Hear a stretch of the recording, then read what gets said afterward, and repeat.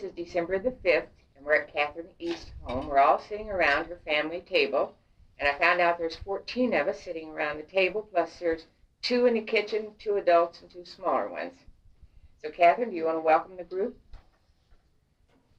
I've made out a list of the people that used to belong, and if any of you, if I've left out any, tell me about it. And it's because of the ones there that we've been able to have a church, and they worked hard for the years, and so few of them are still living.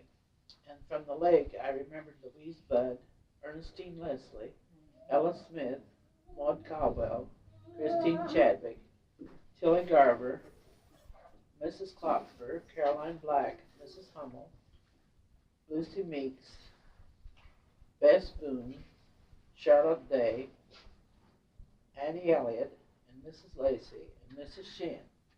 And from the Carol Barton Guild was formed with the younger children, and then after, younger girls rather, and then after they grew up, why they joined the Flower Mission. Excuse me, Catherine, what was the first group that you The named? League. Women's Women's Service Service League. League? Women's Service League. That was the only organization in the church at that time. And then the Clara Barton and Flower Mission joined, and they were mostly women who worked at night and in the daytime. They worked and won their meetings at night. And it was Lena Keltner, Merle Williams, May George, May Baldwin, Hazel Snyder, Grace Janney, Louise Beardsley, Gloria Yost, Lottie East, Catherine East, Maud McCoy, Ruth Deardorff, Anna DeYoung, Lily Grooms, Lucille Nichols, May Weiss, Edna Miltenberger, Pearl Richards, Myrtle Cooley, Madeline Seitz, Mildred Jones, Ann Bushauer, and Mrs. Rutledge. And then, since then, Florence Whiteman and Jane Whitlock and Dorothy Nute have joined the crowd. And at this time, if any of you know any of them, Wasn't there Bernice that I've left. somebody? Bernice somebody from Richmond or someplace who was there? Hoover, Bernice Hoover, Bernice Hoover. AGM. well, she was left us, or she was just affiliated. She was the same AUW Yeah. organization. Yeah. Oh, okay. So if there is any, I'd say so. But I've left that. She was interested. Did you in have the Anna AUW. again? Yeah. Did you have the list of the ones that belonged to that evening service Yes. league that met for a while? We didn't meet too often at all.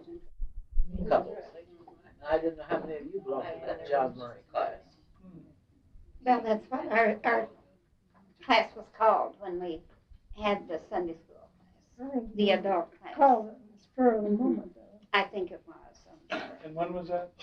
Down in the old church. Mhm.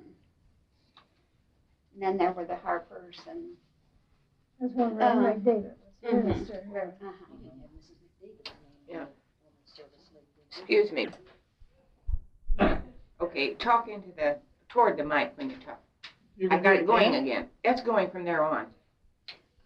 You're gonna proceed. Yeah, proceed. Oh, I see. I thought you could do it. No, I thought it was kind of interesting when you asked her where she was, but I wasn't recording yet. So go ahead. Grace Bryan, Mrs. Brazier, and Mrs. Harper. Those are some names that's been added. How about Mildred Jones? I had No, her. Martin. Mildred Martin. Did she belong to the sewing club, No. to the league? I didn't have her down, because see, I wasn't connected to the league. Mildred Martin. Where does Molly Ann Williams belong? She was in evening service league. That was our younger group than the women's service We league. started out calling it Junior Junior Service service League, league, and then we too dropped old. the junior. So we- And, but it met for, I don't know, Years. Several years. several Uh-huh. years. They were younger women. And Some that of them were was working. So they had children Molly and Betty during Derman the day. and Lois They had Lowry a baby when their husbands and would Jane take care and of I, Ruth Grooms, me. and Emma Mary Latshaw. Elizabeth and Emma Latshaw, Eunice Hubbard. Eunice Hubbard. We had quite a group, about 20. And that, we When did met, you meet? What did you do at the evening Oh, that was evening. Well, we Meetings. we always had this, we used to have a turkey dinner with the bazaar down in the old church. It would be followed that evening by a turkey dinner. And it was a complete dinner. And we worked on that for several years. Roasted the turkeys at home, took them down, and then worked down there all day for bazaar day and sometimes the day before. And then we did things for the church, things that needed to be I see. done. You mean like dinners and things? Or, Dinners, or- we served dinners quite often, whenever there was a dinner. And at one time, this was just before I think I went into the group, but I know they made draperies for, well, what was the Sunday schools. parsonage. Mhm. Uh-huh, and then we bought drapes for the big room off the kitchen and for the kitchen. We worked on things of that sort that needed to be done. Cleaned the rooms. And we too. cleaned a lot. We did a lot of cleaning. Cleaning of the church, you mean? Or The parsonage? kitchen, the Parsonage. parsonage, because the parsonage had also been used after it was no longer a parsonage, for a music studio, Oh. conservatory. And so there was things in there that needed to be Yeah. kept up. It was used as a music conservatory connected with the church or Yeah, it was rented built out? right onto the church, and It was rented. it was rented out. I see. Uh-huh. Mr. Bush was the custodian for a long time. Yes. Mhm. But that was just a part-time job because he worked regularly at All Brothers. Yes, he did. Yes. Mhm. At one time, there was a building east of the church that was used by the Muncie Conservatory of Music, and then they moved over to the other building, and that building was torn down and used that for parking lot, just east of the church. And the other building was to the north of the church? It Yeah, was- the other building uh-huh. was to the north of the church. Was connected onto the It had church. been built That's originally as a parsonage, Mhm. but then they Use it for used it offices, well, and for Yes. meetings and Uh-huh, stuff? became the And for minister classrooms. study Classroom. in classrooms, and then when Reverend Lockwood came, that's when we got the director of religious education, and she had her office I see. upstairs. Yeah, but weren't there classes for the church school in the basement? Yeah. Yeah. Yes. And There wasn't the and in the basement, that house was next the, door. They were, The basement was no, they were in first the floor. house next door. There was no basement. No. Oh, I'm glad you told me that, No, because I it keep was reading two. things and they call it the basement. No, there was a Well, basement. it There's was a down, basement they on the showed the, Uh-huh. But there, it wasn't finished, it wasn't finished. No, no, but they the worked on furnace it. was in there. They worked on it. Yeah, Joe worked down there Uh-huh. on some things, I know, And in the painted it up. basement. But it was just a partial. And Just that a little room partial, off of the Sunday school Uh-huh, room, that's where you went down there into was a the. stairway Uh-huh. down. I didn't know that. Served as a cook. That's where the choir loft, the Yes, Yeah. stairs they went had to the go choir through there loft, to get upstairs, the Mhm. choir did. and then there was the door that went downstairs. Yeah. I was never down there. Well, the furnace was down There had been a And, furnace down there, but there, two they, other things. It's right. Boy, and then the kids did go down there, or they just? No, No, no. They were on the main floor. no, the, The downstairs And then floor. The After it was sanctuary was cleaned up, upstairs. so Yeah. They went It was down up on to the second floor. classes, and they had a ping pong game down there. no, that is in the parsonage building, the basement there. I believe that's right. But they had what? That's where they had There was a the basement in the big home parsonage room, and they had building the too. classrooms down there, a couple classrooms down there. Well, the and Boy the Scouts. Boy Scouts used to be Yeah, there. The Boy Boy Scouts Scout, used to that's meet where there, they too. met, down there. But the basement under the church itself, we used It was very did some small. storage Mhm. there because, Some of the old chairs that was sold then, when we moved out of the old church, had been down in that basement yeah, room. and there was two tabletops down there. That's those two green tables that we have now. We Yes. use it at the time of the Yes, bazaar. that's right. They- Those tabletops were down there, and I took them home and cleaned them up and painted them, brought them back, and I got the metal braces and made the trestles for those Uh-huh. tabletops. But it was old really trestles aimed were just gone. for storage and Well, the it was, furnace. painted think. out though. Yes, Spent a when, lot of time. at one time, well, of course, one time, the church was completely redecorated. Mhm. All the walls were painted, and all the pews were painted, and the pews had been just an oak finish ahead of that. This was just And new so, carpet was laid. And that at that time they did paint that basement and all of that. Well, It I was think, all painted. some of us, And then some of us helped to paint I was what gonna say, was went the- down there. the former Did that work. parsonage. Let me ask you a different kind of question. I read recently, as you know, I've been reading a lot of the history of the church. The children, they had a church school before church, and then the children Yeah. would be with the adults during the whole service? No, they had, The adults we had church school too at the same, Before church. before Before church, Thirty till 10:30. 9:30 to and then during 10:30. church, there was, some of the Young young girls girls that, were volunteers. I know our daughters, Lorena and Lois especially used to, babysit for the children. younger children downstairs. downstairs. Mhm. Not in the While we were- basement, but on the main. No, No, but on the main floor. There were 3 steps. When you went in, here was this foyer. And then there were steps on either side that went up to the sanctuary. And then here you came on across and you went down about 3 steps.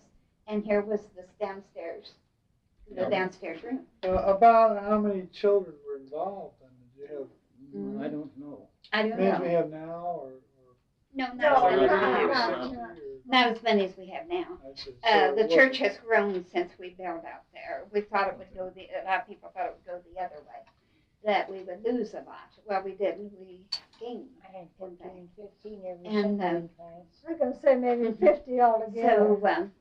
So there's more adults and there's more I children. see. But a lot of people didn't believe that this would happen. They thought that we would be, well, that seemed so far out, I guess, at that time. It doesn't seem far out now because things have come out to it. But a lot of people did think it was too far out and thought, oh, well, people would never get there. Well, it hasn't worked that way because the additions out there have grown and that has brought some people. And so, of course, when we built out there, it was it was sort of out to itself. But things have changed a lot in that number of years. I'd like to ask Drew a question. I know when you did those 3 sermons on the 125th anniversary of the founding of our church, you must have done a lot of research. But where could you get materials to research? What did you read to get that information? What records are there? A lot of it, Yeah. Pauline, is from Bob Mitchell's history. He prepared it. Z. Mitchell's husband. And he compiled it evidently from some of the original records of the church, namely minutes from board meetings and so forth. But also from another history by a person named Schmidt. Yeah, I was gonna say Oh, Smith, Lester Smith. And never for worked the on life of me, that. I have never seen that history. If anybody knows where I can I have never seen Mr. get it, I'd Mitchell's like to history. see it. I have never seen Mr. Mitchell's history. I've always heard about it, and Come Z in would my talk office. about. I would like to see it. I'd like to see it Yeah. because the thing I have to wonder about: where did Mr. Mitchell get this information? Because he joined the church after we did, and Well, I he's think not he been. got it from different He got a is lot not, of it from Dr. Fair, Well, and Dr. McDavid. Fair. He got But some Dr. from, Fair, he wasn't there that long after Mitchell joined. I don't think he wasn't there that long after Well, we Well, let me joined. clarify something, Dorothy, because Mitchell's history is not what many people would think about as a history. It's really a kind of a running chronology of a summary of the board minutes. A lot of it, there's a lot missing. He was Okay? on the He board. doesn't interpret things very much. He just says, on February 13th in 1923, the board did this and did that and did that. And then we see a month later that the board did this and that, and he adds a little conjecture here or there, but a lot of I it's have- just a summary of the I really wonder about he it. got those things from the minutes of the, But he Board was on the minutes. board. I'm not sure where all those are.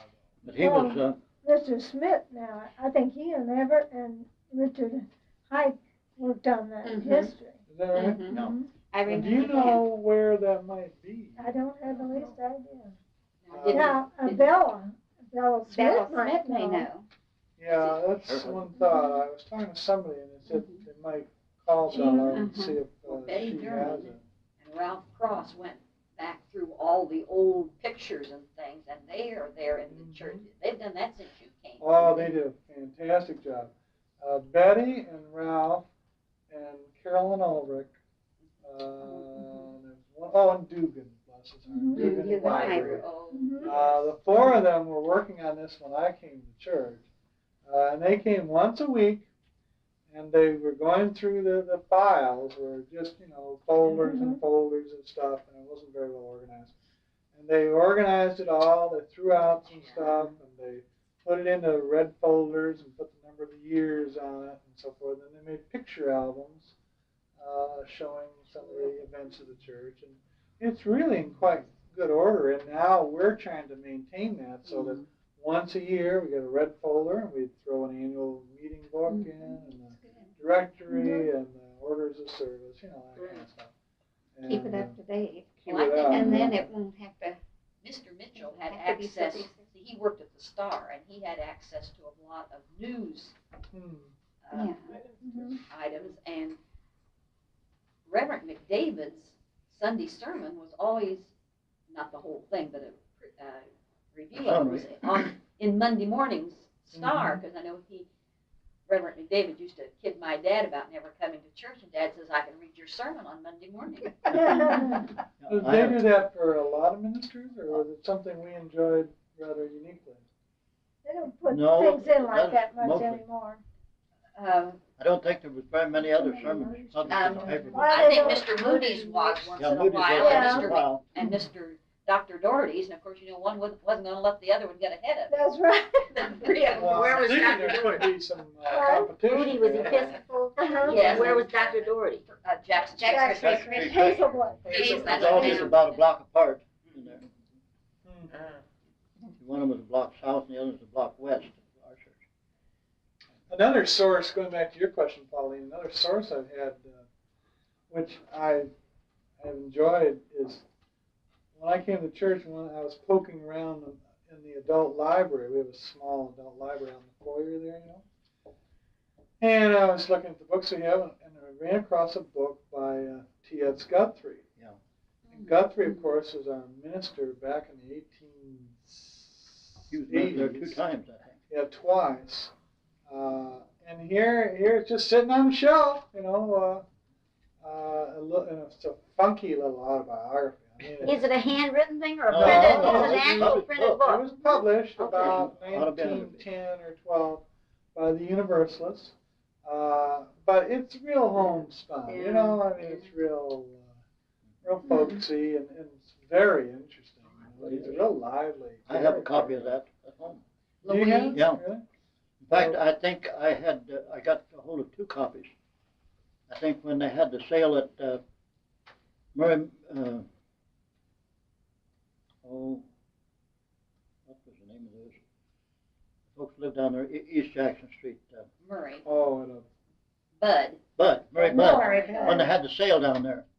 I got a copy there, and I already had a copy, and I think I gave 1 copy to the church. That's where that came That's probably from. what Church. you got. Oh, bless your heart. So we've taken that off of, kind of keep it with the so-called Church archives. history. We have, Were there ever Unitarian churches in Indiana? Oh, yeah. Excuse me? Oh, yes. Were there other Unitarian There's churches? Unitarian churches, several. I don't know where they were. Mostly. The Universal churches, I knew where Did they I say were. Universal? I don't know. I know This was a Universalist church. Yeah, in the East, I never heard of Universalist churches. They were all Unitarians in New York State. That I knew about. So I was curious whether this is true. There had been a Unitarian church at Indianapolis, and I think one at Fort Wayne before. But I don't know for sure. But I know the Universal churches where they had been because I was president of the state convention for several years. That's right. Until Where are the records from the state convention now? Do you have any idea? I don't know who was the last. I wonder if they're Meadville. Yes, and that's still. I don't know. Luana Wilson was secretary for I think toward the last, They now have a minister. and She was in Galveston. what's his name? Rochester has Another thing I ran across just a week or 10 days ago, a got it New York State after the Conference. series. Lock- A little Unitarian or monograph that I got out of Meadville Lombard Theological School called Universalism in Indiana. And I haven't been able to find anything like that. I mean, Miller put out a 700-page history of Universalism and has very little about Indiana. But there's a little monograph that was reprinted by the state convention in about 1917 or something, from something called the Indiana Magazine of History, whatever that was, you know. But it was written about all the Universalist churches, including Muncie's church in Indiana, and it has some interesting stories in there too. That still used. I'll bet the state library. Lockwood was the last. Indianapolis State Library, I bet would have lots of that. Yeah. The Our oral Delaware County history has about it too. You know what I thought would be fun would be look up. There used to be, and according to this monograph I have, between about 1829 or so and say the turn of the century, 1900, 146 Universalist congregations. Now, it doesn't mean they all had churches. You know, it may have been just a kind of a preaching station there, but there were a lot of churches, and some of them still exist. Some of the buildings still exist, like this one in Manchester that I mentioned. It's still on paper. They have a congregation on paper of about 9 people. They don't meet anymore, but they have a building. I thought, wow, how interesting to go down there and go through, see what they have. You know, I mean, they probably have some old books and records and things. I just think it'd be. Priscilla be Smith, interesting. you know, in Oak Landon might have some background too, because they used to do that That's feature. right. That's a good thought. Oh, that's right. Lockwood was the last president of the state convention. Was he? Yeah, and he came here in '54, and sometime in the fall of '54, we went to Webster City, Iowa. Lockwood rode with me, and we had Luana Wilson, we picked her and her mother up at Peru, and went to. No, I don't think so. Not that trip. We went to Webster City, Iowa, and they were organizing what they called the Midwest Conference. Right. It was several states went together to form a conference of the Universal Church. There was Iowa and Minnesota and Wisconsin and Illinois and Indiana. I don't think it included Michigan or Ohio then. Did you have And Mrs. Nelson? then, but I remember Lockwood rode with us up to Webster City, Iowa, and he was president of the. All right, Ellen has volunteered to be the first one to tell us about In our some big incidents. kitchen at the old church, we had a big commercial stove, and it was heated by gas, and we made mincemeat there every fall. We would order 5 bushels of apples, lovely green apples. These, I don't know what they were called. They weren't the greenings. Golden delicious apples. And they were between 5 inches in diameter, 3 to 5 inches in diameter apples. And we got them out of the Davis orchard. And most of the time they just gave us the apples. And then we ordered meat. I had the ordering of the meat at one time because I was president of the group, the league at that time. And we had to order, if I had the recipe here, I could read it to you, but it was a large recipe because we ordered at least 10 pounds of soot to go in that mincemeat. 10 pounds of what? Soot. That's the fat of the beef. Not S-O-O-T. Yeah. S-E-U-T. Soot. S-E-U-T. Yes. Yeah. That's from the recipe. And we ordered a whole lug of raisins. That's a box of raisins, this about square of raisins. We ordered that much of currants. And we ordered the other fruits, candied fruits, such as pineapple orange and lemon and things of that sort that would go in with all that. You remember, don't you? You weren't in with that group when we made mincemeat. Now, Ellen, was this to sell at the bazaar? This was to sell, period. Bazaar or where. We took orders for it too, ahead of time. And we had a certain date that we would meet there. And I had an apple peeler, but I took my apple peeler. And at one time, the janitor thought he would love to peel apples. He volunteered to peel apples. And he offered. Of course, I was teaching school at the time, too. And I had to teach school part of the time. And I happened to be teaching school the day that we had to start in. So I was teaching school. I came just as soon as school was out that day. And then I found out that this janitor asked him to pay him for peeling apples. And it made me so mad at him that I bawled him out afterwards, of course. But still. And then they gave him mincemeat besides. It made me mad. When I get mad, I get mad. That's a real good and story. I told him out. Yeah. So anyway, we made our mincemeat. And we had 125 quarts of mincemeat when we finished. We put all this together. We cooked the raisins ahead of time. And we saved the broth of the raisins to put in with it. We put in cider. And we put in if somebody had jelly or preserves or something that was too old to put on the table. They brought that and we added that and we put in so much sugar. I can't just give you the recipe, but it was in proportion with everything else, with the 5 bushel of apples. Do you have any memory of how much you charged for the quarts of? 50 cents. What? Probably 50 cents. No, we charged more than that. It was expensive. $1.75, I think. Probably over the years it went up. Was it the But then, last anyway, it was good. We cooked it too.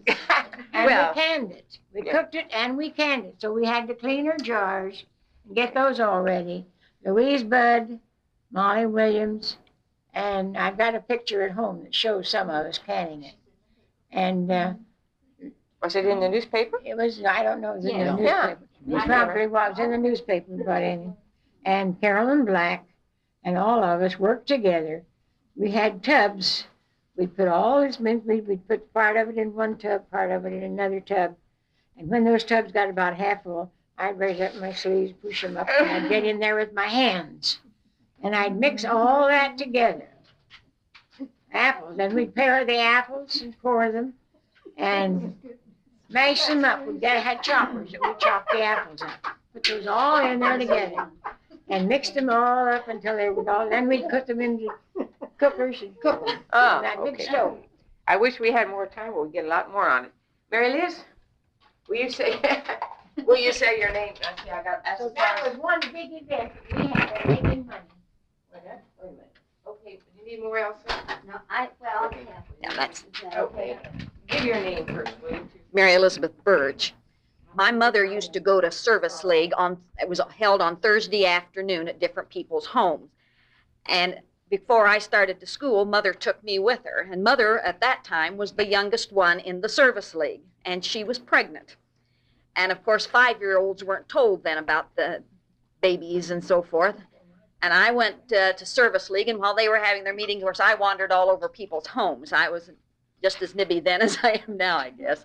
And I saw all these pretty wrapped packages in the bedroom. I thought, well, somebody's birthday. And here it was, a baby shower for my mother. And I thought it was so nice that they had a party for my mother and all those pretty things we got to take home. And I don't believe I even realized then the significance of the baby shower, but that was my introduction to the service league.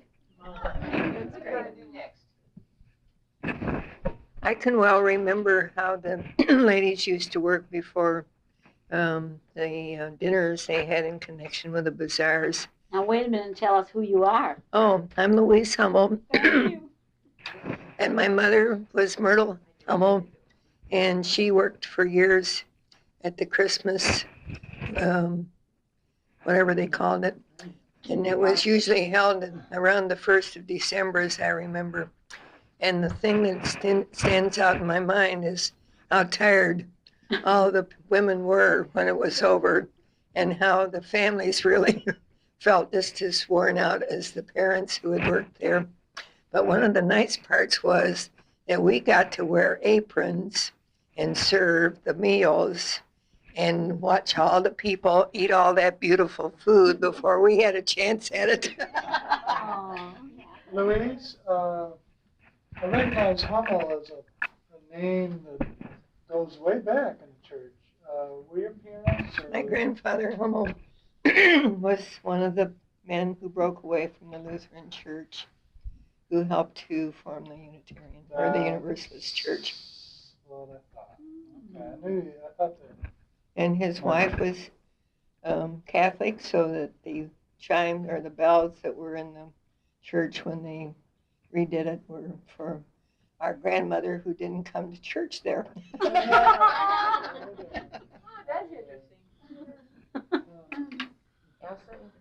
Oh, yes, I'm Elsa Reichel, and I don't, my memory doesn't go back as far as a lot of the ladies here. I guess Margaret helped me realize that we must have come into the church around 62, whenever Reverend Lockwood was leaving. And it was really at the time we were ready to move from that church and build our new church. Marvin and I both wound up on the building committee, and that was a trauma and a half.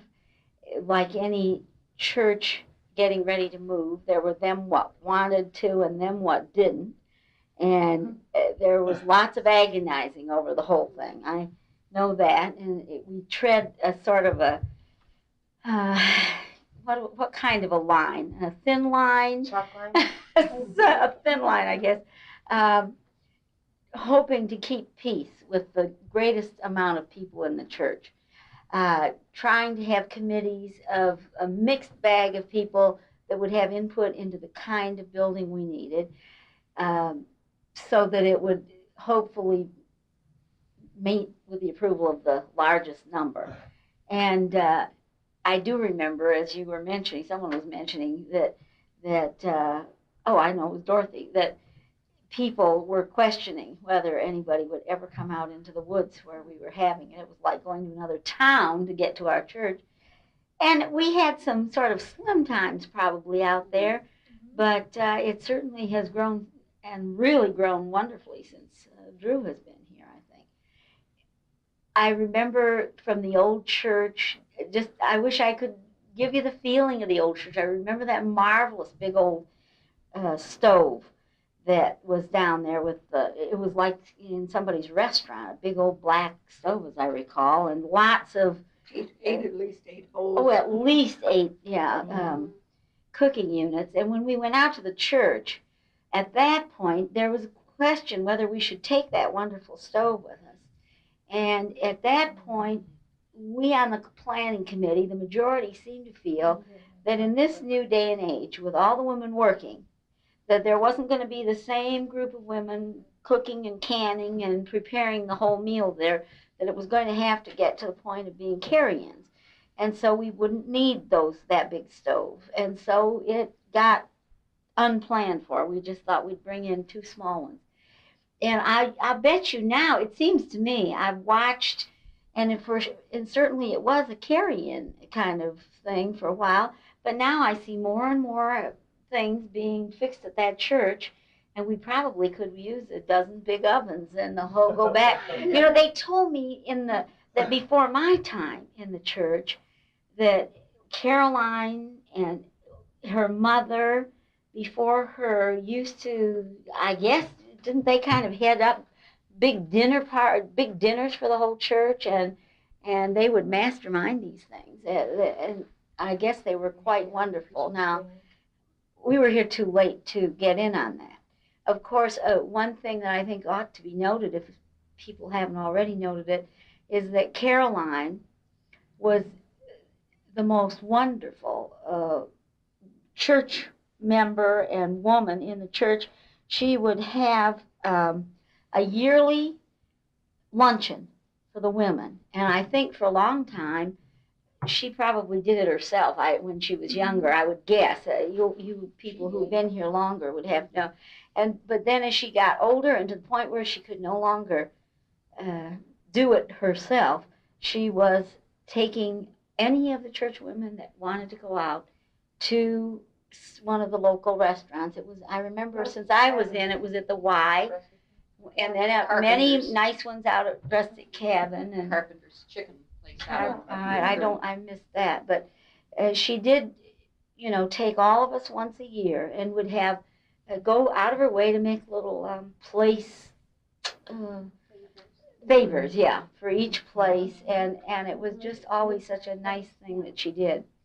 And she would, every meeting, the Women's Service League that I ever went to, Caroline Black would be there with a stack of get well cards and thinking of you cards as thick as she picked could. up 6 people on the way. Exactly. She would drive as many as she could squeeze in her car, and she would have these things all made out and be sending them around for all of us to write on. And she was thoughtful in 1,000 little ways. She was a very special lady, and I shouldn't put her in the past tense. She still is here, but unfortunately she's not able to move like she could once and get with us. I miss her, and I think we all do. She was a very stoic kind of lady. She was a very opinionated lady, but she was a terribly fair lady, I think, and certainly very thoughtful. So I think she had an awful lot to do in our old church, and as long as she could. Now, let me see. I can remember teaching Sunday school in the old church, and you say it isn't a basement, but I remember that I taught I think they were first graders when I was down there, and we had to go through the 2nd and 3rd grade room, which was Mae Weiss's room at that point, to get to our room, which was in a corner. There was no exit, and as I recall, it may not have been the basement, but the windows were pretty high up on the wall. Is that where the big Ground. bookcases were? Cupboards? The big cupboards, yes, they were. Oh, that isn't the basement. That was just the first floor. It seemed underground. We wondered at the time, talking about moving, and getting another church. One of the things was that you couldn't really get out in case of fire very handily from the old church. I know that was one consideration we had. Who next, Elsa? Oh, okay. Who else will take it next? Over here. I can't add much to what Elsa told about the old church, but I can tell you something about the new church. When we were ready to... I should state your name. Oh, I'm Dorothy Nute. When we were talking about building a new church, I was on the board of directors. I was the secretary of the board, and the committee was appointed to come up with some plans. Well, what we did, the board of directors and this committee went around to other churches and saw what we liked about the churches and things that we thought we didn't like. And so that's how the plans for the church that we're in now come to be. We went to one church where, as Elsa said about our old church, the windows were high, up about like this, so the children could not see out. There was no way for them to see out. So we went to another church where one of the rooms, the windows, they were sliding doors actually, but they came to the floor. And we thought then, now that's what we need. Something with glass to the floor, not sliding doors exactly, but so the children could see out.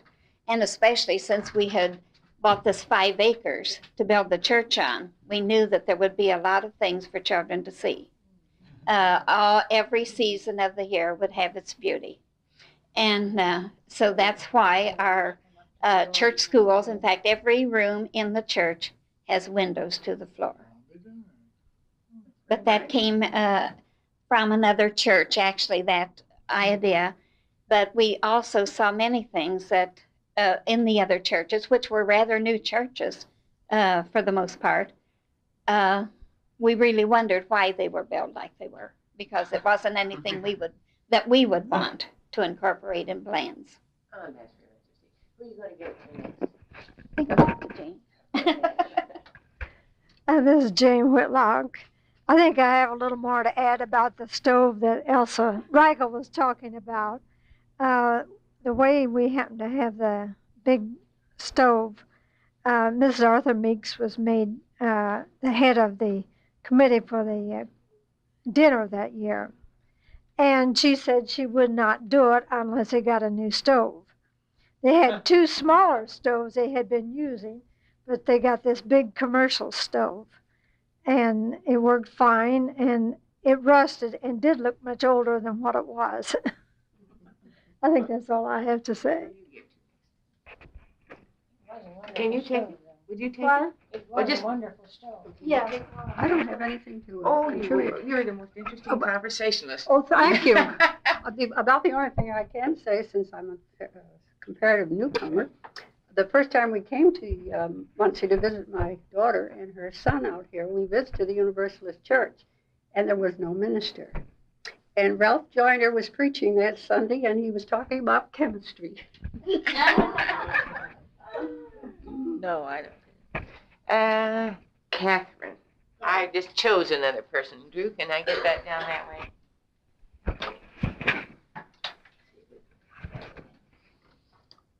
Jane, can you get that I'll just set it down if you want. down? Yeah. I'm going to turn it over to Drew, and he can ask you a question. Drew, would you get the names of the people who haven't talked so we'll have those? I'll try. Now let's see. Who has talked in the email? Dorothy said something. Mary Snip, Florence Whiteman, and Thelma Walton. I'm going to say Rutledge now. Let's go.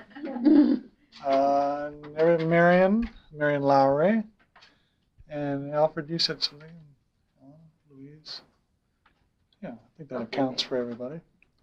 Do you have any time left, or is that? Let me see, Jane, how much is on there. Probably about 6. It says 06. You've Is got that about 6 minutes? 7 or 8 minutes. One thing I'd be interested in, we started talking about previous ministers. Can I have that list of ministers back there? Does anybody's recollection go back? How far back do we go here, folks? I go back to McDavid. No, Well, Mason. before that. Mason. Yes. Can you tell us what you remember about him? Anything at all? Now, let me say this before you do. This is Dr. E.G. Mason. Maybe you can fill us in on the E.G. 1912 to 1919, he was our minister. He was a stately man. He always wore a Prince Albert coat. Yeah. And his mother was with him, and they had a girl that kept house for him. And eventually he married Emma. And his mother was always afraid, and at that time they had chautauquas out at the park. And he and Emma went out there, and the mother had stayed home, and the storm come up. And he and Emma hurried home to be with the mother, and she says, well, I'm not afraid. Oh, And really? there all these years they'd been home worrying about her. Uh-huh. But I remember him as a big, tall, stately man. Now, was your mother born in Universalist? Yes. And was your grandmother, who was a Universalist on your side then besides that? Your mother? They didn't go to church. They lived out in Jackson Street, and they just had I don't know whether it was a church. I think they met in the schoolhouse. They just had different people come out and preach. They was in the country. And then when Mother come to town, my grandpa and her went up to the Universalist Church. And there's where I've always went there. I'd just be interested, did your folks move into this house? This Mother very and house? Dad moved in here as a bride and groom in 1902. And this very table, when was it brought here? Howard brought it home from Newcastle when he moved to Chicago. So how long was that? Say 15 years ago? Mother died in 57. That was several years before that. That's very interesting. I'd be interested to know how many come from, have a heritage of universalism. I did not, of course. I've been wondering how many parents were also members of this. Not so many parents. my mother and dad were United Brethren, or Church of the Brethren over in Ohio. And when my father joined the Masonic Lodge in Ohio, they kicked him out of the church. And his brother too. And so when they came to Muncie, we just lived down the street, the 500 block on East Jackson. And the church was at the corner, and Reverend McDavid came down and called on Mother. And so that we could come to church without having to cross any of the busy streets. So that's how we happened to start going to Universalist Church. And I'm the only one in the family that has stayed with the Universalists. My two brothers Married somebody who went to the Methodist church. no, my older brother married an Episcopalian, and they go to the Okay. Methodist church now. And my younger brother married a girl that did not have any religion, but she said she wasn't going to that church. And so they belong to the Quaker church now, the Friends Church. Anybody remember Hersey? Yeah. They What had do a you- big what can you- family. Tell us about him. Big family? What was We didn't have to worry about paying. We didn't have to worry about paying dues. We didn't want to. Money had been spent and it came out of. Oh, is that right? They had